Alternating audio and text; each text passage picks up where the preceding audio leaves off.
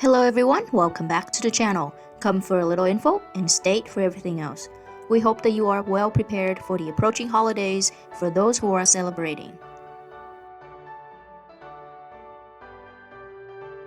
With no further ado, let's get into today's video. As the holidays are near, there's going to be a lot of traveling in general and air traveling in specific. For that reason, we're going to talk about world's passports. So, the passport that you have, exactly how powerful do you think is your passport? We are going to list top 5 passports in the world according to their mobility score as ranked on passportindex.org. Mobility score is assigned as a passport earns a point for each country that the holders can visit without a visa, and for the ability to obtain a visa on arrival. There's no point assigned if the passport does require a visa prior to arrival. As surprising as you would think, the US passport is not top of the ranking list due to restrictions in traveling to North Korea, China, Iran, and Russia, and many more. Currently holding first place in the passport power ranking is the UAE, United Arab Emirates.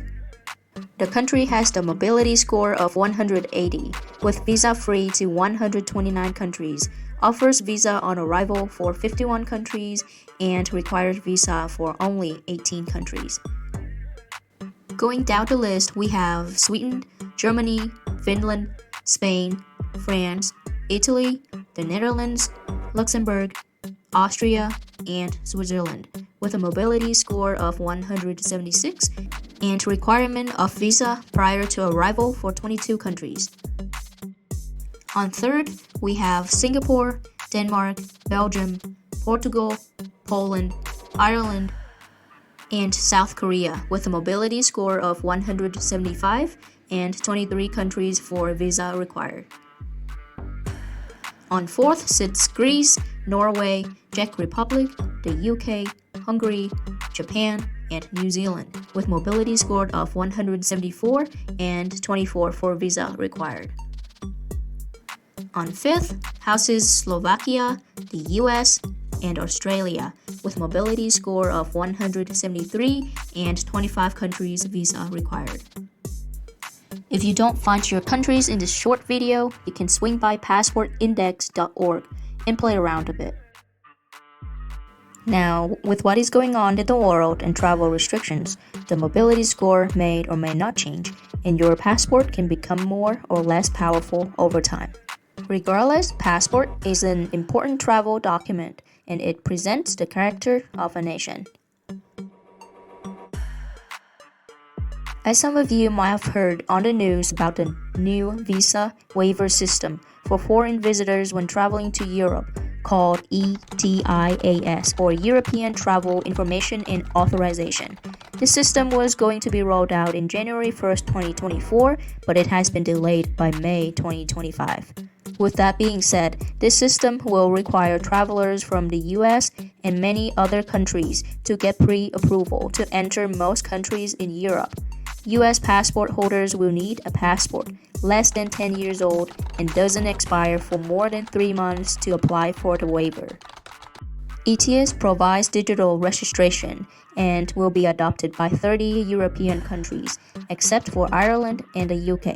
By all means, US citizens will only need a passport to enter these two countries.